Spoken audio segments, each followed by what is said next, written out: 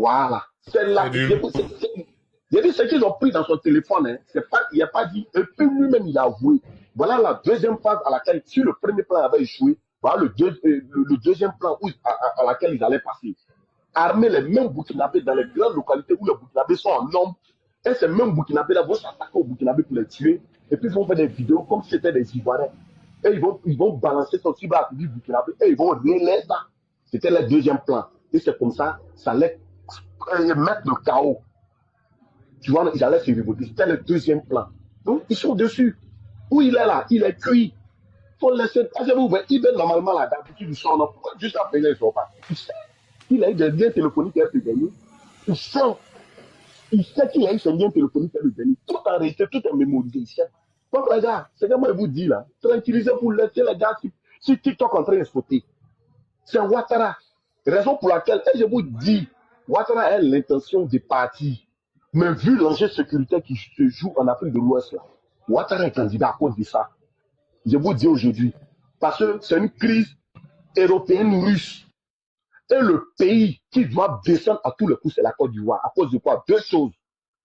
À cause de notre vue sur la mer. Pour que la Russie, là, c'est-à-dire tout ce qui est minerai qui quitte au Mali, au Burkina, au Niger, puisse transiter par la Côte d'Ivoire, puisse transiter par la mer pour arriver chez eux. Donc là, c'est le vrai problème. Si vous suivez bien le discours de Ouattara, il est politique. Il est bien politique. Il dit, j'ai la santé et j'ai l'envie de continuer. Sinon, prenez précédemment où Amadou Gon vivait. Il a dit quoi? Il a dit un certain âge au parti. Mais l'enjeu politique qu'il joue là, actuellement, elle est donnée des services de renseignement. Tout ce qu'on lui dit là, c'est Ouattara seul qui peut garantir ça. Parce que Ouattara, par ses relations internationales, dépasse sa femme. Actuellement, le service de renseignement qui nous donne plus d'informations, tous les points ils font là, c'est le Mossad, les Sud-Africains, les Israéliens, le Mossad dépasse sa femme. Parce que sa femme a un lien israélien, elle a un lien algérien, un lien français. Donc c'est le Mossad qui est implanté en Côte d'Ivoire, qui donne tous ces renseignements au président Ouattara. Donc, sa puissance est son relationnel extérieur là. Fait que Ouattara, même s'il a mis un dauphin, avec les enjeux qui sont aux alentours de la Côte d'Ivoire, l'enjeu actuellement là, c'est de déstabiliser la Côte d'Ivoire avant 2025. Si aujourd'hui Ouattara dit, mais un dauphin, vous dites, va me remplacer, c'est vrai, Ouattara sera à côté, il va bouger. Mais ce dauphin là, il sera bien formé, mais il n'aura pas la certitude de Ouattara et le développement de Ouattara. Donc Ouattara regarde tout ça, il dit, les gens sont prêts.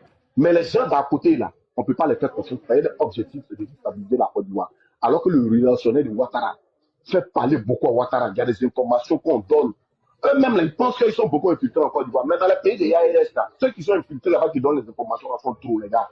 Donc, ne vous faites pas. Vous voyez l'opposition, 2 jours, ils ont commencé à baisser le camp. Ils savent que tout ce qu'ils avaient comme plan avec l'AES, ça s'est échoué.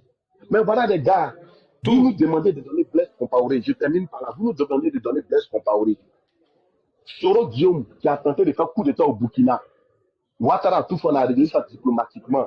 Il arrive chez vous, vous lui donnez tapis rouge, il se met là-bas ensuite Ouattara.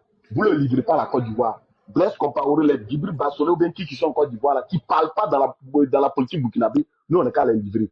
Vous voyez l'incohérence dans laquelle ils sont. En fait, c'est des arguments qu'ils veulent prendre pour passer derrière. Mais depuis, il dit la preuve comme les Ivoiriens, là. Jusqu'à présent, il n'a même pas brandi une preuve pour nous dire que, ah, voilà la preuve que j'ai contre les Ivoiriens. Jusqu'à présent, ils sont dans le folklore et ils sont incités par Soro Guillaume. Je vous dis, tout ce qui se passe à Soro Guillaume à la base, hein, Franquin, MC, regardez la soulée de Paris, là. Tout ce qu'ils disent, là. Je dois par là, tranquillisez-vous. Le pays est trop surveillé. Je vous dis, le pays est trop surveillé. Même nos communications, tout ce qu'on fait, c'est suivi par A plus B. Laissez les gars là être les gros bras sur TikTok. Laissez les gars là être les garçons sur TikTok. S'ils sont trop fâchés. Allez-nous à la DST. C'est ici à Cocody, en face de la gendarmerie, c'est pas loin. S'ils sont garçons, ils n'ont qu'à lancer Banger. Nous, on ne dit pas, ils n'ont qu'à tirer une balle. Ils n'ont qu'à lancer Banger. Nous, on leur montrer Banger là. Nous, on a 10 fois Banger. Donc, les gars, voilà l'information que je voulu vous donner. Soyez tranquilles. Soyez tranquilles, mais soyez vigilants. Beaucoup sont très parmi eux, les Burkinabés.